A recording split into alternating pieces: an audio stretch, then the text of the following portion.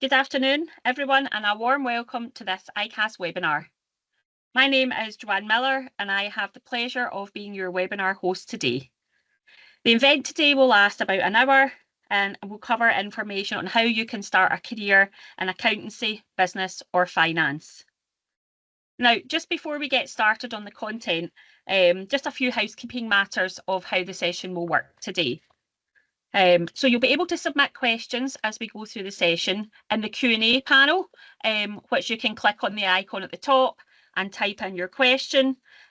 Questions will be submitted anonymously, and then we'll keep all the questions, and then at the end of the session, we'll have a live Q&A session where we will answer the questions between myself and the rest of the panel. There's also a chat function where you can join in a chat with your fellow attendees as we go through the webinar. We will also record this webinar, and then we will share the recording afterwards in case you want to go back and refer to it, or indeed to share it with any of your colleagues or your network. Also, just to remind everyone that you are all muted, so if you do need to ask a question, then you'll have to type that into the box, but it does mean that nobody needs to worry about any background noise or any distractions while you're joining the webinar. As I say, we do look forward to getting your questions, and we will try and get through as many of them as possible at the end. And we'll also ask you some questions, so please look out for the polls that we share as we go through the session, just so that we can gather a little bit of information about yourselves as we go through the webinar today. So just before we get started, I'd like to introduce myself and tell you a little bit about me. So as I said, my name is Joanne Miller. I work for ICAS. My current role is Programme Lead, and I look after the final level of the qualification. It's the integration level of the qualification, formerly known as TPE, for those of you that are familiar with our old syllabus names. I've been with ICAS for almost 16 years. And in that time, I've been a tutor, I've been a subject manager, I've been involved in a range of subjects, started off teaching the audit subjects and then moved into the case study later on. My own training and background is in the audit field. I trained in a small firm in the audit and accounts team, and then I moved into the audit team of a mid-tier firm, and I worked as an audit manager for a number of years before I joined ICAS. I've also got a great panel with me today who are waiting in the wings, and as I say, they'll be help answer your questions as we go through the webinar. Just before we do that, I'm just going to give you a little bit of background on ICAS in terms of who we are and what we do. So ICAS stands for the Institute of Chartered Accountants of Scotland. But although we are Scottish and our roots are Scottish, we are definitely not just an institute for Scottish-based chartered accountants. We were the first professional body in the world, established in 1854, but we now teach students across the United Kingdom, and we have members in over 100 countries throughout the world. We are the only institute who creates and teaches and examines our own syllabus, so that does make us a little bit different, a little bit unique compared to the other accountancy institutes. And we are the only institute in the UK where our members can use the prestigious CA designation after their name. So that's something that we can be very proud of. In terms of qualifying as a CA, it normally takes 3 years to qualify. But again, this depends exactly on the route that you take, and we can talk a little bit more about that later on. So in order to qualify and become eligible to be a member of ICAS, there's a couple of things that you need to do. You have to enter into a training contract both with ICAS, but also with one of our authorised employers who we refer to as ATOs, or authorised training offices. So that's quite unusual in that you get a job with a particular employer, so you have a contract with them, but you'll also have a contract as a student with ICAS. Throughout your training, you also need to get a minimum of 450 days of technical work experience. So that's the part of the employer. They provide you with that work experience. And then you'll attend classes with ICAS and study for and pass 3 levels of exams throughout your training contract. In terms of the syllabus, as I said, there's sort of three levels that you work through. So while you're working full time with your employer and you're gaining that really important, relevant practical experience, you will also work your way through our CA qualification. It is developed from scratch and it's something that we regularly review and update. We consult with employers, we consult with industry experts to make sure that we're always at the forefront of any changes within regulations, within technology, so that our qualification remains relevant and up to date. And in fact, this new CA qualification that you can see on the screen was only actually launched last year. So the syllabus was updated, it was refreshed, and we launched that in 2024. And it now includes things like sustainability and technology across all the three levels of the qualification. The other change that we made when we launched our new syllabus was to bring in a much more flexible approach to the qualification. It's not fully flexible. We talk about something called structured flexibility. So it means that employers can choose different pathways. It means students can choose different pathways. You can work through things at a different speed. You can pair up and match up subjects just depending on your own preferences and the preferences of your employer. And that does mean that you can tailor a path and a route through the qualification that really works for you and helps play to your own strengths. Our qualification is still a master's level qualification, so that didn't change with our new refreshed syllabus. As I say, it was the content that we looked at bringing just up to date and ensuring that we were relevant. So in terms of the technical content of the syllabus, it is split across three different levels. We have our knowledge level, which tends to be studied in year one. And this is where you start to develop your core knowledge and understanding of the sort of key important areas within the qualification. So areas such as accounting, which is covered under our reporting and performance one subject. So starting to understand the basic concepts of things like debits and credits and journal entries and how to account for accounting transactions. We then have assurance and audit, business management and finance, taxation and business law. And as I say, that level is starting to just introduce, it's quite factual. The assessments at this level are multiple choice, multiple response type questions, and it's really embedding that core knowledge that you need in order to progress through the rest of the qualification. You then move to the second level, which we refer to as the skills level.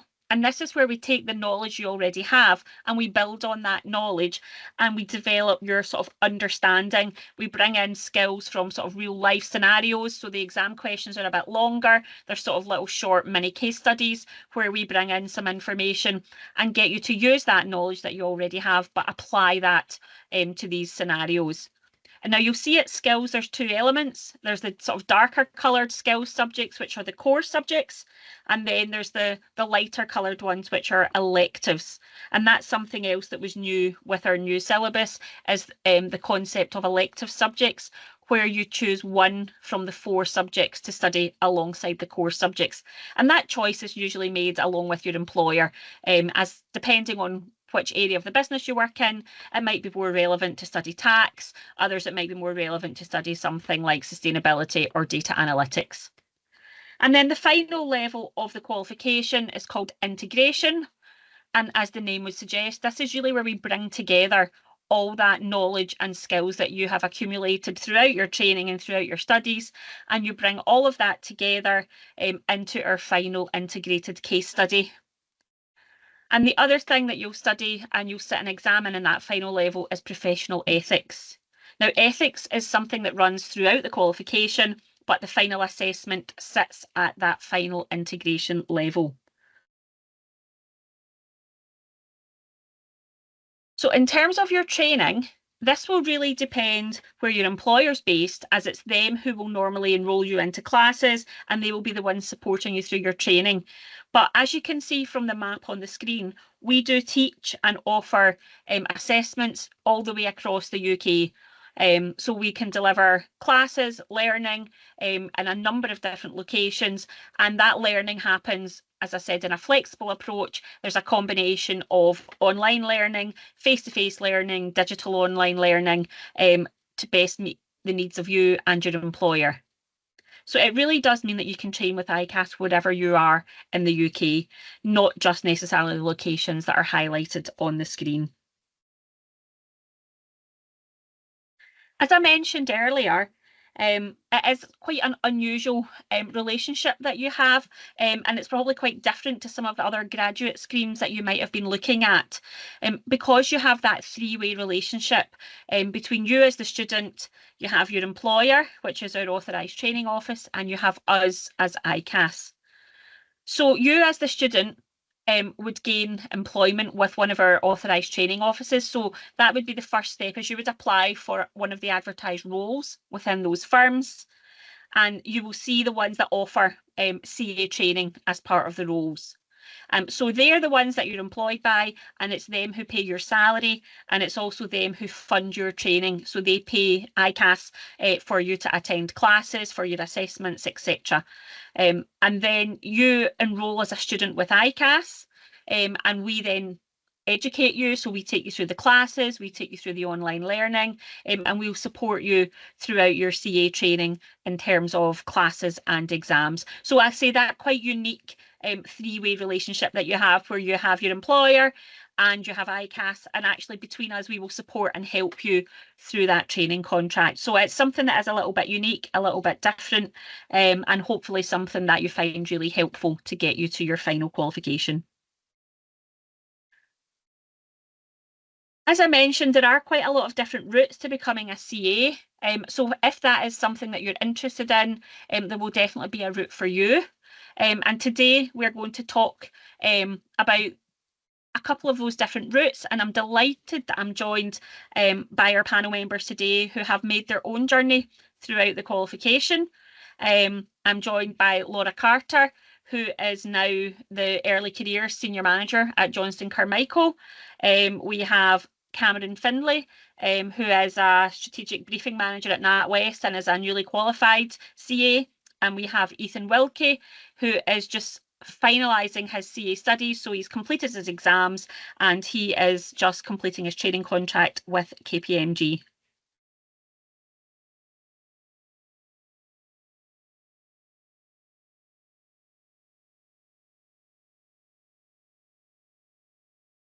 So if I can ask our panel to just come on and introduce yourselves and just tell our audience a little bit more about yourself.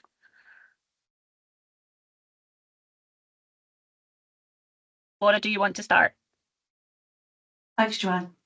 So my name's Laura Carter. As Joanne says, I work at Johnston Carmichael and look out for all things early careers.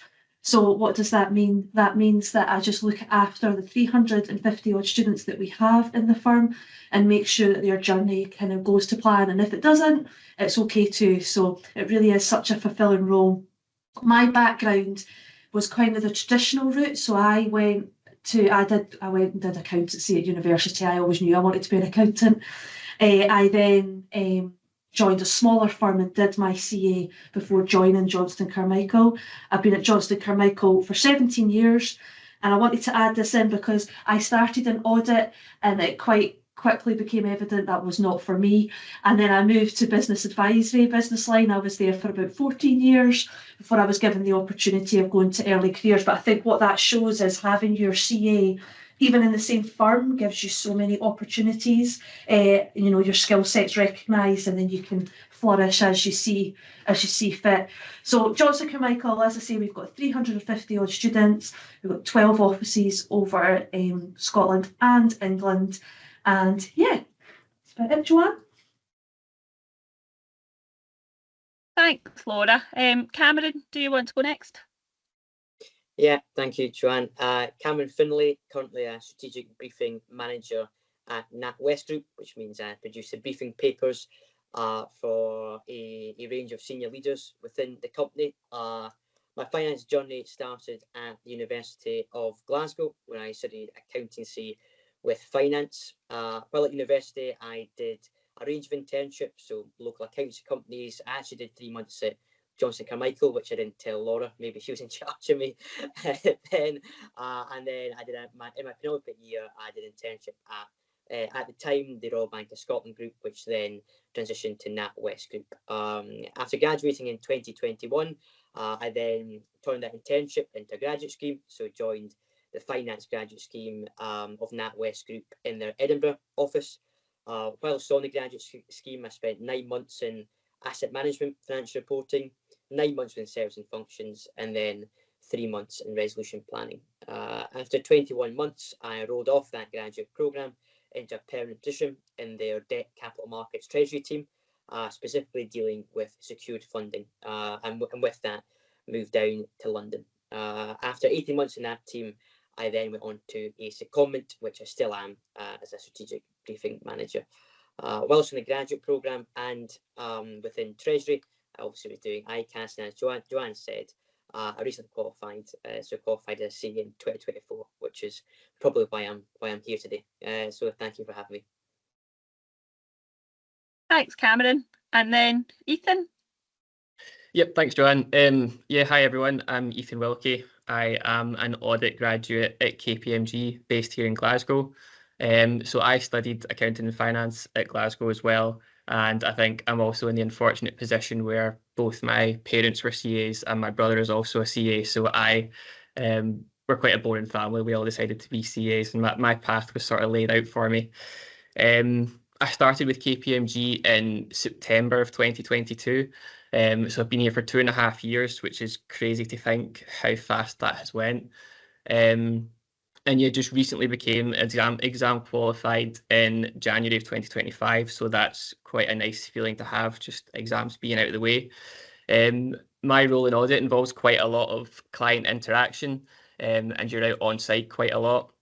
So I think career highlight at KPMG so far would be we managed to get a trip to Australia in January of 2024. So for anyone looking to go into audit, there is definitely travel opportunities to come from that, which is a good benefit. And yeah, I think everyone in audit would tell you the best thing about the job is the people. And I totally agree with that. I think that the folk I work with are incredibly talented, and some of them I would even class as good friends today. So yeah. Thanks, Ethan. Interesting. I think all of us on here quite early on knew we wanted to become accountants. Who knew? But that's not necessarily true. And certainly some of you on the call today might not be studying accounting, and that's perfectly okay. We see students come in from a whole range of different backgrounds who study a number of different degrees. You know, you could be studying geography, you could be studying science, chemistry, whatever. It just maybe impacts on things like exemptions when you come to your exams, but there's no reason why you have to have studied accountancy at university in order to come on and do well in our course. So this is maybe a good time to actually do our first poll. If I could just ask those who have joined us today to tell us a little bit about yourself. So when the poll comes up, if you could just answer the question, just to let us know, you know, are you currently studying an accounting degree or are you studying something completely different?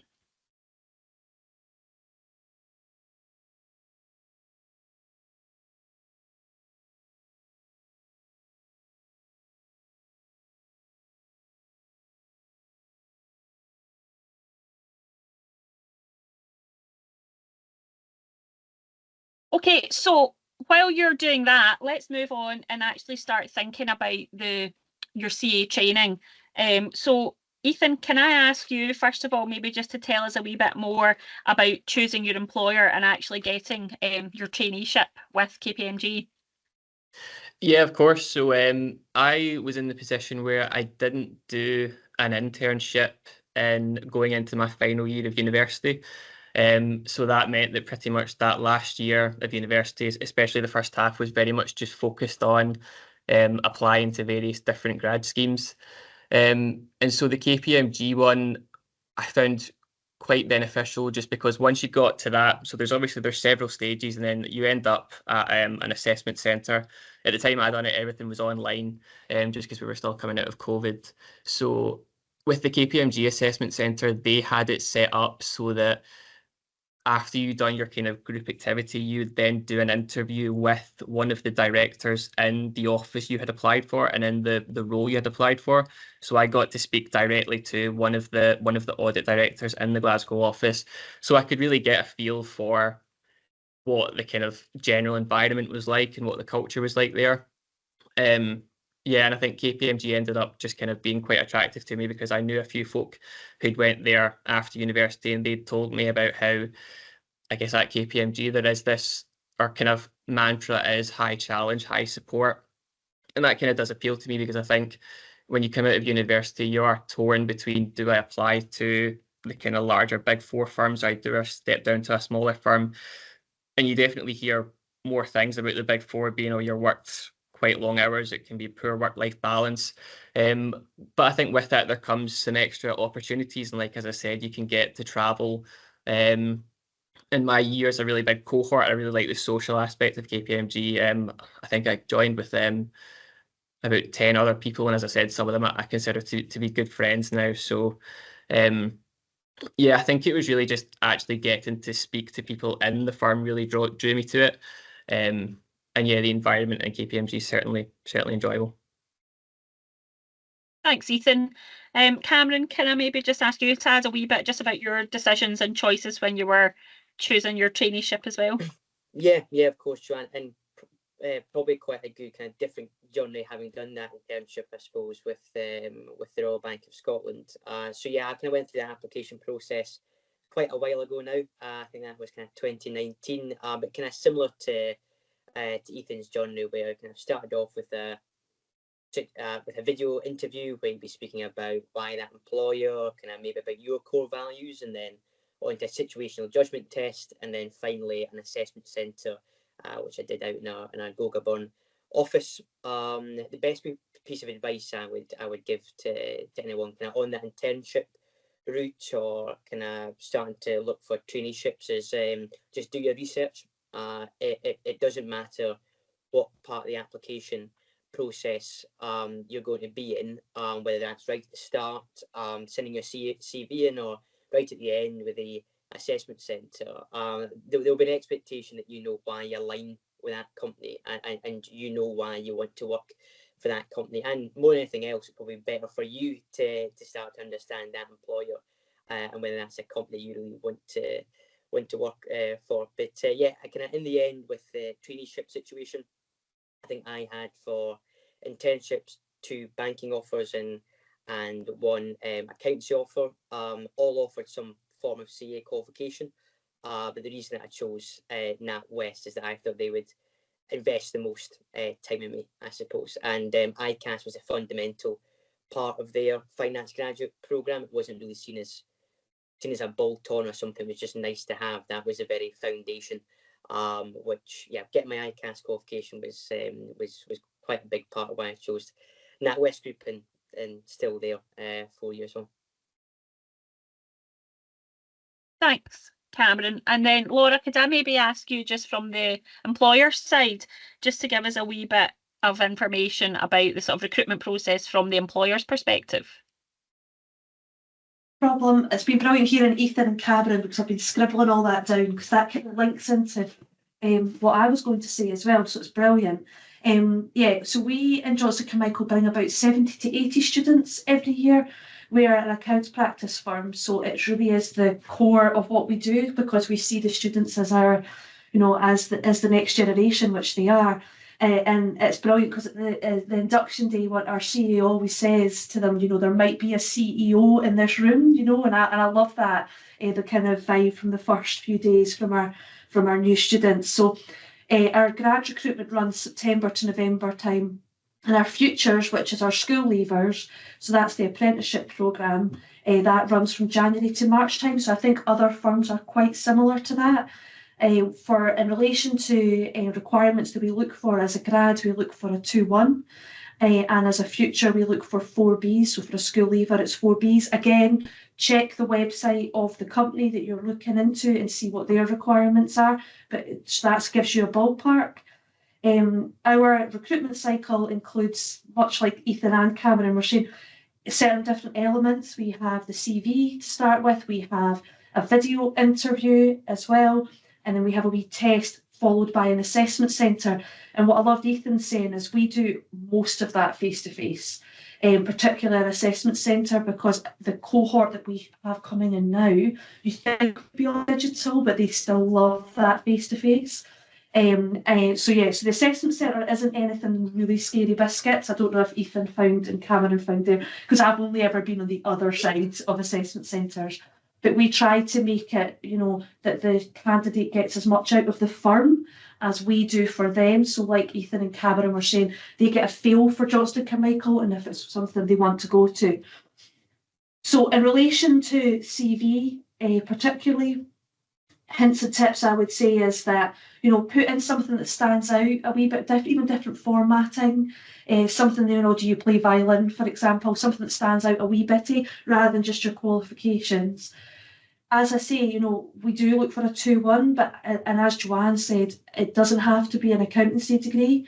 Same with for the 4Bs, we don't stipulate you need maths. So again, that'll probably be the same with other firms. Obviously, some number-based thing would be beneficial, but it doesn't have to be maths, and particularly not accounts, because not all schools give accounts as an option.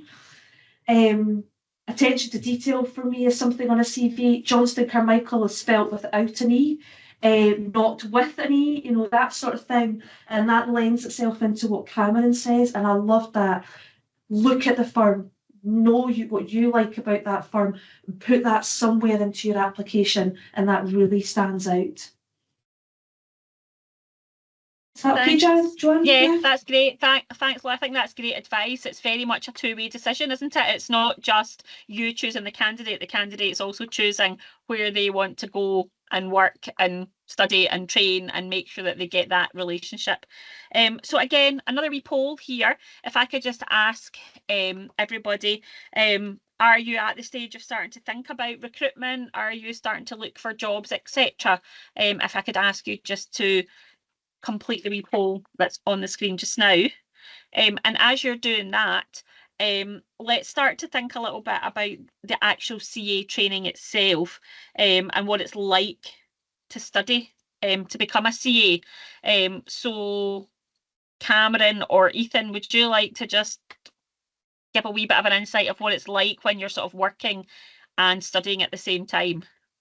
Yeah, I can start off with this one, Joanne. I will say it is a very intense experience, and there's no point denying that juggling between work and exams is right at the start of your career when you're just trying to hit the ground running with a new company, and you're starting to do, well, it would have previously been called TC, but I think it's now knowledge. Have I got that right? Yeah, that can be that can be very intense. We were lucky within NatWest Group that within our finance graduate scheme, those initial TC exams, they were staggered over 2 sittings, and every company's going to be doing that differently. Some will do it more intense. Some, as I said, with NatWest, might stagger it slightly. I really appreciated that opportunity to maybe stagger it slightly more, because I could contribute to the team and kind of carve out a role within that specific rotation, given I was only going to be with them for 9 months while still progressing with my ICAS exams. So yeah, that's kind of starting out. As you progress from then towards TPS and TPE, obviously it starts to become a little bit more intense. I was in a full-time role while completing TPS and TPE.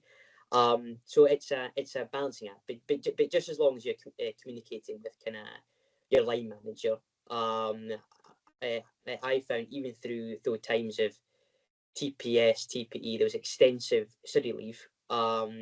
Just as long as you're thinking weeks, sometimes months ahead, and letting them know, look, I can do a little bit more at this time, but at that time it's going to be either 9 to 5, or I'm going to be doing exams or in study leave. For my employer, they've always been really appreciative of that. They've always kind of strived just to make sure that I've got the best opportunity of kind of passing those exams. And yeah, although it's very intense, the friendships you get out of that very intense process, and I think because it's so intense, the friendships and bonds you get. I did the exams kind of graduate scheme. There was 4 of us, and we're friends for life, and we'll be graduating together next month, which I'm very much looking forward to. Thanks, Cameron. And I'm really reassured when you say things like, plan ahead, know what's coming up, because we obviously say things like that to students in the classroom, and I'm sure the employers will say the same. A study plan isn't just, oh my goodness, my exam's tomorrow. It's, I've got an exam in 6 months, but I know I've got an audit and I'm going to be away or I'm going to be busy. And it's trying to balance, that whole working, studying. Your employer knows when your exams are, when your mocks are, but you just sometimes, like you say, your line manager might not be the one, Laura maybe in her role would be organising it, but just making sure everybody knows what's happening when, and that they know if you're maybe saying, I need to be away quite sharp today, it's because you're going home to study for an exam or a mock the next day. Anything that Laura or Ethan would want to add to this? Yeah, I'm happy to kind of just echo what Cameron said, and that the qualification is definitely tough to achieve. But I think that is sort of what makes the CA qualification so desirable for employers going forward. If you can kind of manage yourself through that, then you really are showing off all the skills that you have. And it gives you, ICAS, the syllabus gives you a really good grounding, not just in the technical detail in terms of how to be an accountant, but they actually give you wider skills. So I just recently done the integration stage, which is the final stage, and there was a big focus on kind of presenting your answers to the class and those communication skills. And obviously, if you're like me, we all hate presenting our answers to the class, but those are really critical skills to have when you're in work, being able to discuss your findings with the team. That's so important. Yeah, and like Cameron said, you do forge a really good bond with the folk you're going through your traineeship with.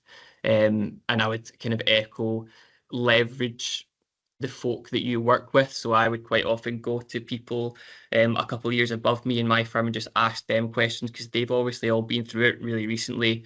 They know kind of things where they were stuck on. They can help you.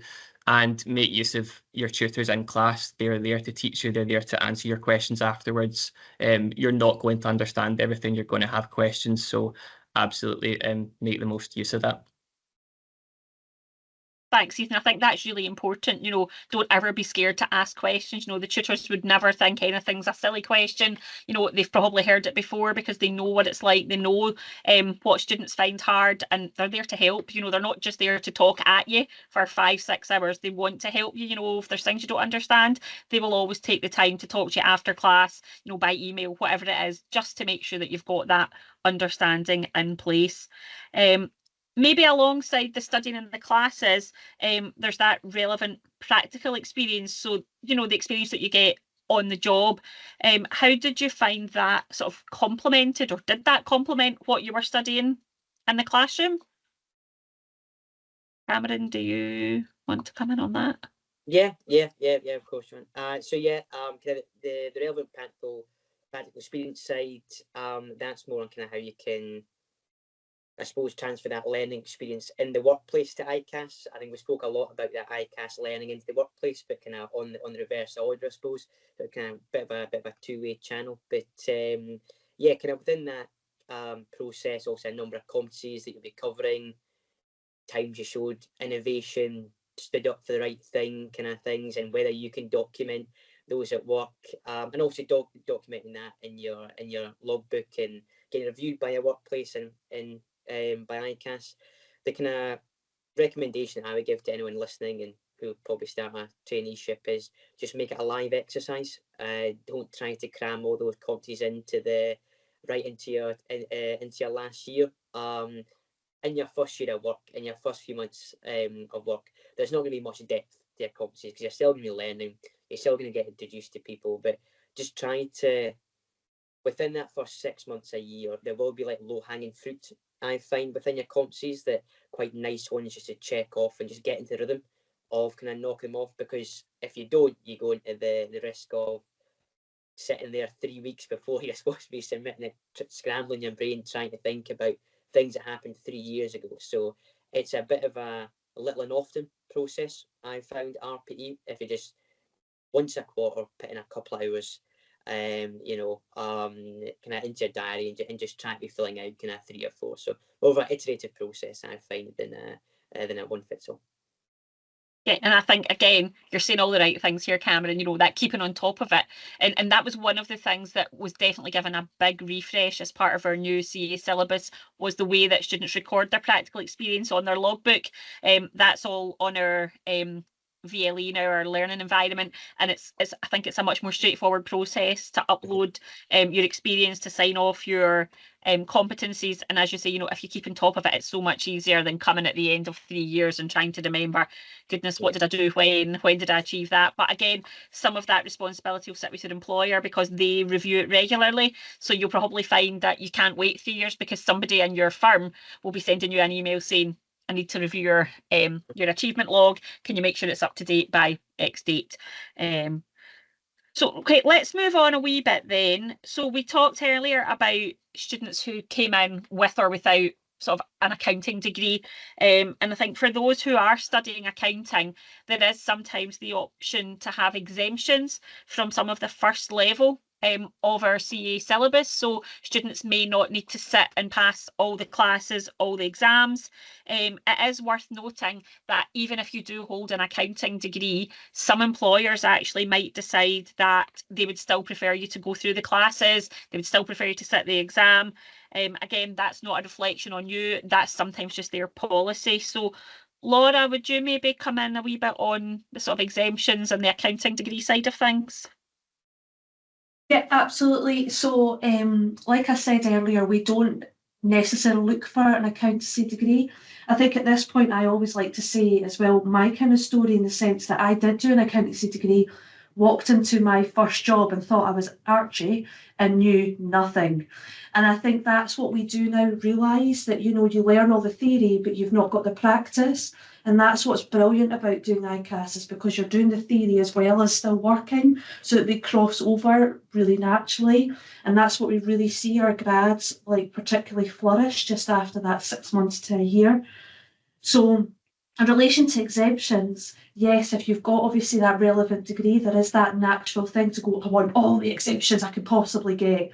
But actually what we found is that doesn't always help our students. We have since implemented that they all need to come in and sit taxation at knowledge. So that's just 1 out of the 5. And the feedback we've had from students after the initial discuss was quite favourable, because they, as you said, Joanne, they got to use the VLE, so the Advantage, the learning platform. They kind of did one that they sort of knew most about from uni, but then they learned the ICAS way before they jump into skills at second level, which can be quite a jump for our students. Thanks, Laura. And I think that's great advice. And, you will see a range of employers. Some will give 1 or 2 exemptions. Some might give all the exemptions. And it's really important. And it's probably one of the things that you would maybe ask about if you were going through the recruitment process. Just, put that on your list of questions. Just how do they deal with exemptions, etc.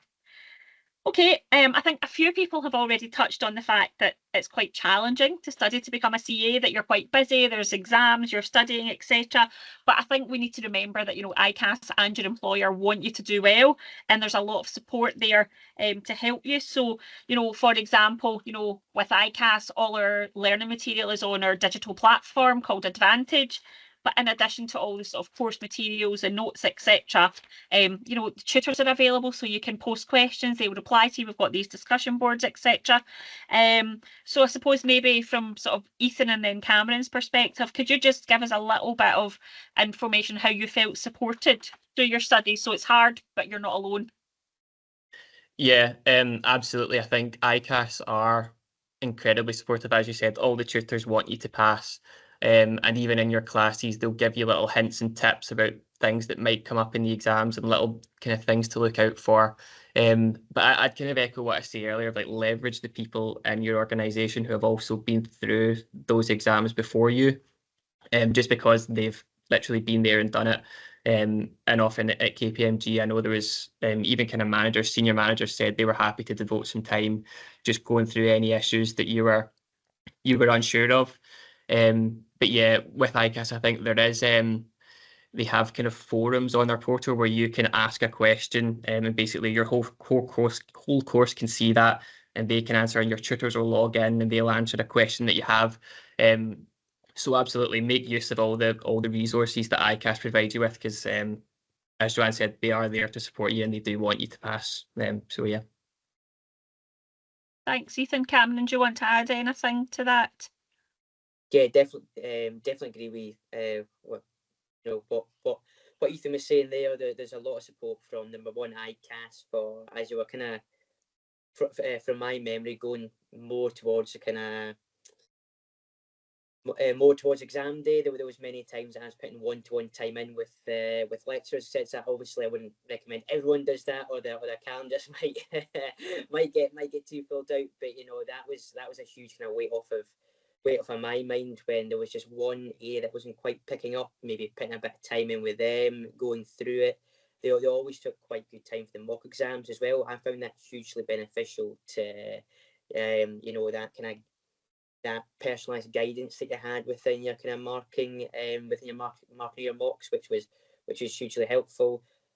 Just the same within kind of NatWest group, we also had kind of group meetings to speak about progress, but just as well as that one-to-one target advice, which was hugely beneficial, and your line managers kind of really understanding, kind of working in partnership with you when it came to ICAS as well, which was hugely beneficial, kind of gave you the best chance of success. Just as well as that, I suppose I was also supported by my cohort of kind of people, and I think Joanne, you said kind of not feeling lonely when you're kind of going towards that exam day and doing past papers with other ICAS students, kind of working out each other's templates and any weaknesses in there, and kind of just how you can have the best chance of success. Thanks, Cameron. And I think it's great, that support there. And I'd maybe just reassure anybody who's looking at working in a smaller firm that I trained in a small firm. So I was actually the only student in my year group in my office. But that didn't mean I was alone either, because when I went to class, I met other people and we swapped contact details. So again, you still have that support network. You still have people that understand what you're going through, that you can reach out to, that you can, worry together, you can celebrate together, and you can just help each other. And I think, that is such a nice thing that we see as people progress through the classes, that they build those networks, and those networks will stay with you forever. You'll meet friends, you might become colleagues. We've seen people who meet in class and have got married. So it's so important, I think, to just make those networks and get that sort of range of support. Let's move on then and talk about the advantages of the CA qualification. Laura, can I maybe come to you first for this one then, as to maybe some of the advantages you found of actually having that sort of CA designation? No, absolutely. So as we touched on earlier, I always knew I wanted to be an accountant. So for me, getting the CA, I was massively proud of. We have touched on it being difficult, and I've always had to study. So I continued to study and passed everything, and it was just a huge sense of achievement for me, and it gave me confidence in my abilities that I probably wouldn't have had if I didn't have that CA behind me. You've got that little voice behind your head saying, "Oh, I can't do it." Well, you can, sort of thing. I touched on as well in Johnson Carmichael, they've been incredibly good to me in my career and recognised my skill set, and it's opened doors for me throughout my career to see which was the best fit, given the fact that I did have my CA behind me. And now in the early careers department, I really love speaking to the students, because I can say, because if they don't pass an exam, I can say, look, it's happened to the best of us. You'll jump back on it and get it the next time. And I can say that because I that was me. And I think that counts massively, that I'm able to say that to the students we have now in Johnson Carmichael. Thanks, Laura. And I think that is a really important point to note, that, not everybody will pass every exam first time, and, that's okay. It's that, how do you respond, the resilience, the getting, like you say, get back up, carry on. There's lots of bumps in the road, there's lots of windy different paths, but, getting there in the end is what matters. And sometimes, those that have the trickier paths, you're stronger for it. Thanks, Laura. Cameron, I know you're very recently qualified. Anything you want to add just about what you've found, in terms of actually getting your qualification? I know you're coming to the admission ceremony next month, but just that achievement of, you've done it, you've had the confirmation that you're admitted to membership. Yeah, definitely. I would kind of reiterate what Laura said about just opening doors, and I think that's what the CA qualification does for you. In that kind of whether it's the workplace or kind of wider kind of third sector or anything you're getting involved in. See, the CA is used as a barometer really for competency, and that really opens doors for you. I would say that allows you to pursue different careers. I mean, I always knew I was interested in financial services and kind of banking, but I know other people who have used their CA qualification to springboard themselves into trusteeships within charities and other things. So it really offers you that platform to take your interests to a next level. It's just about getting your foot in the door, really. And I think CA offers you the perfect kind of springboard to do that. Thanks, Cameron. Yeah, and I think that is so true. You'll see so many jobs advertised where one of the sort of requirements is, CA qualification or equivalent. It's not necessarily a role as an accountant, but as you say, it just opens those doors, and it does allow you to go into all sorts of organisations anywhere in the world. And you can see that our websites get some testimonials from members, and it just explains where their career's taken them. Obviously, mine took me full circle back to ICAS. And I'm now here helping to educate and train our CAs of tomorrow. So again, that's something that I wouldn't have been able to do without going through my CA qualification. Okay, we are sort of getting towards the end of our session today, so I'm going to move on before we get to the Q&A, because I can see we've got a lot of questions coming in. That if I could ask each of you, just if you had one piece of advice for those that are considering a career as a chartered accountant, what advice would you give them today? So maybe could I start with you, Laura? Yeah, Cameron my one bit of advice, Cameron sort of touched on earlier, but the study plan is essential for you to be able to do everything that is important to you. So working, studying, and also still do the things that you enjoy. So I would say don't overestimate how difficult it is, but also don't underestimate it either. Build in some you time. That's so important to see you through the three years if you're a grad, and other years if you're a school leaver. Thanks, Laura. Cameron? Yeah, my kind of one piece of advice, I suppose, for anyone on the call today would be start learning today. And that doesn't mean learning the ICAS syllabus or anything within that, because that's why your tutors are there. You'll be going to lectures to understand all that, but that means kind of maybe that bigger picture piece. Picking up the Financial Times, reading on kind of that kind of bigger picture pieces, kind of doing your research and kind of understanding the what the CA content will then feed into. That's usually helpful once you get to that integration / TPE stage, when you start connecting all the dots about where kind of your tax, your audit, your different stages actually feeds into the wider world. But there's no reason I think not to start learning today. So that would be my piece of advice. Thanks, Cameron. And Ethan?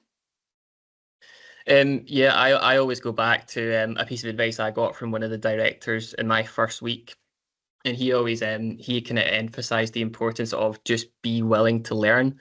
I think when you go into the ICAS qualification, especially if you don't come from an accounting and finance background, you'll probably be slightly overwhelmed at how much you don't know, especially when you combine that with starting a new job. But the people who really stand out as kind of excellent performers are those who just show a real keenness to learn.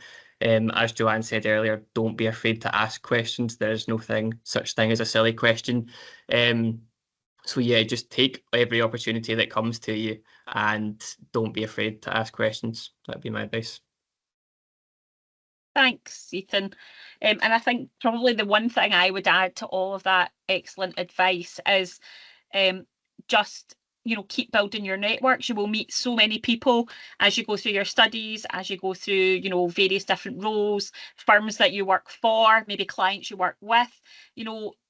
The accountancy profession is actually quite a small world, and it's amazing how many times that you cross paths with people in various different roles over the years. So I would always say keep in touch with people, you know, use LinkedIn, but also don't ever leave a role on bad terms, because, you know, naturally you will want to move on. You might leave a job, you might move somewhere else, but it's always good to leave on good terms, because, you know, chances are those people will crop up again, you will bump into each other, and it's just always nice to have, you know, that really broad network to reach out to as and when, you know, you need it. Yes, as, you know, Cameron and Ethan have said, you'll have that kind of close network of those that become friends, etc. But, you know, having that wider network to rely on to reach out to is really, really useful, you know, both as you go through as a student and, you know, in future years. And you just never know when you might bump into somebody again. So it's always nice to be nice. Okay, I think we're just going to move on to the Q&A part of our webinar. Just before we do that, I'd just like to thank the panel for joining me, and I'd like to thank everybody else for joining us today as well. And there will be a little poll that will come up on screen if we could just ask for your feedback on the content of today's webinar. And once you have completed that, we will move on and we will go to the Q&A, because I know a lot of questions have been submitted. So the way we will work this is I will read out the questions and then direct them to sort of the relevant members of our panel, and we'll try and get through just as many of them as we can.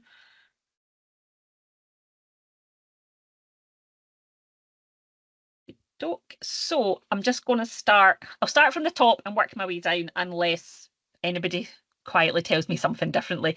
So the first one there, it says, how recognised is the ICAS qualification internationally? What opportunities are available for CAs abroad? So from an ICAS perspective, I can certainly answer that. The ICAS is a world recognised qualification. You know, you can get reciprocal membership, you know, with various different accounting bodies overseas.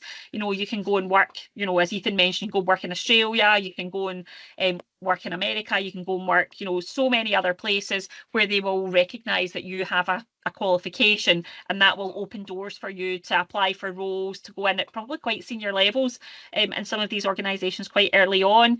Again, depending on who you work for, you know, if you're in a big organisation, there's maybe opportunities for secondments, etc. as well, because it is recognised. I don't know if anybody, Laura or Ethan, want to add to that. Ethan, you did go to Australia, didn't you? Yeah, I got an away day. I was quite fortunate. That was just lucky being the job I was on, having a sub out in Australia. But yeah, you're absolutely right. Quite a lot of our graduates, once they are qualified, they often do second into Australia and Canada. I think somebody I know just went a few weeks ago. So yeah, the ICAS qualification does absolutely open a lot of doors. You can pretty much go anywhere internationally. It's so well respected, and yeah, that's again something to think of. When you're applying to different firms, you might want to see, I think most mid-tier firms now do also have offices internationally, but if you are thinking about, once you qualify, you'd quite like to go abroad, you should start considering that in your application. As does your company have offices in this particular location? But yeah, absolutely, there's loads of opportunities once you qualify. Thanks, Ethan.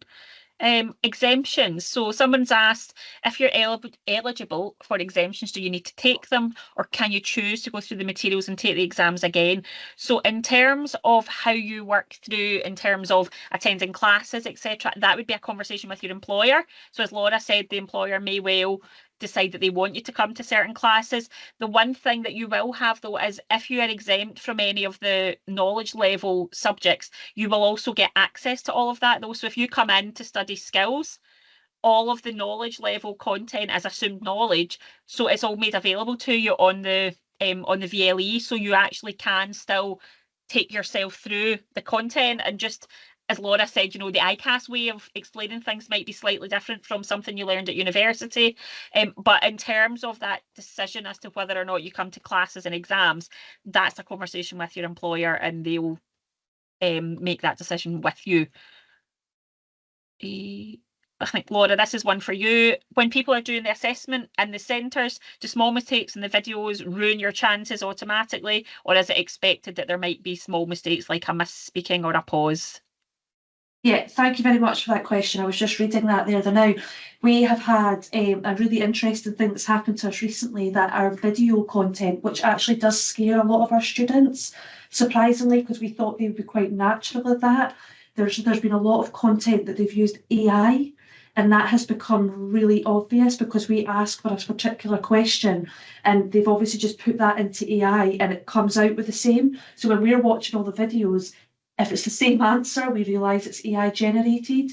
So that's something we've really picked up on. But in relation to small mistakes, misspeaking or pauses, absolutely not. Again, it's more just to find out more about you, how you speak, you know, that kind of engagement side of thing. And for all our parts of our recruitment, all of it's taken into account. So it's the CV, the video, the test and the assessment centre. It's not just in isolation. Thanks, Laura.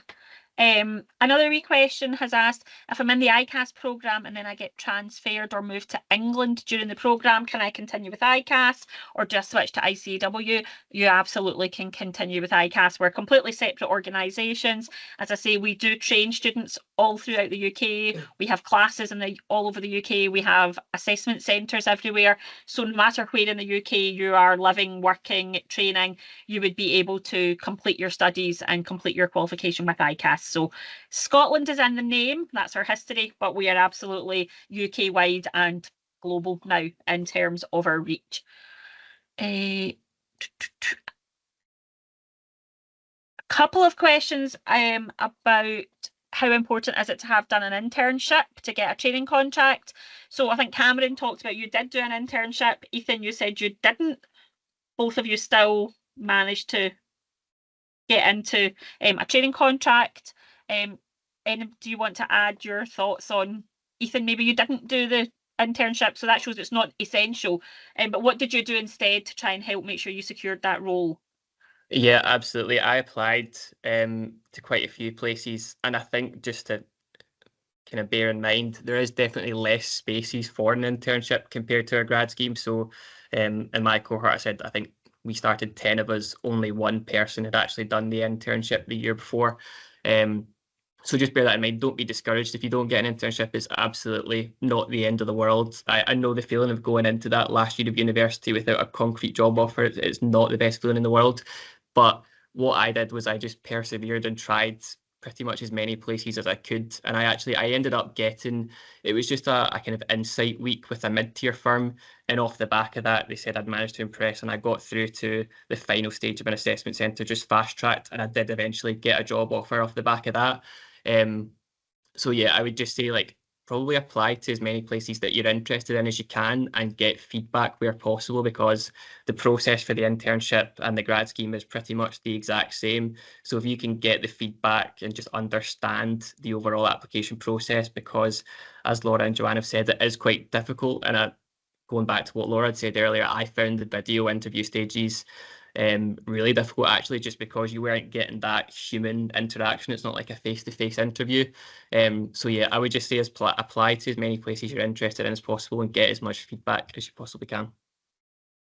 Thanks, Ethan. And I think there's been a few questions from people asking sort of similar things about, what should they do while they're maybe still at university or sort of over the summer to try and upskill them. And like you said, a lot of employers do offer these short insight, sometimes it's a couple of days, sometimes it's a week, that they're quite a good sort of almost taster way of finding out what an employer is like, what the training is like, what the job's like, because again, like Laura had said, you've got the theory from your studies if you've done an accounting degree, but the practice is sometimes quite different.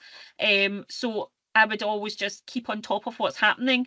Look at the websites of all these different companies, keep on top of things like LinkedIn, etc., and just be aware of what's happening within the industry, so that you are ready when those roles come along.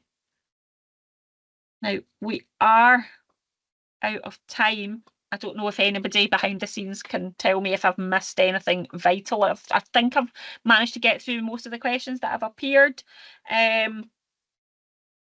So I think all that is left for me to do is just to thank my fellow panel members for joining me today, for sharing their experience and their thoughts with you. And thanks very much to your audience for coming along, for listening, for interacting, for asking all the questions. It was so good to see so many of you today. Hopefully we'll see some of you in the future if you decide to pursue a career as a chartered accountant. I hope you found it useful. So until the next time, thank you very much and goodbye.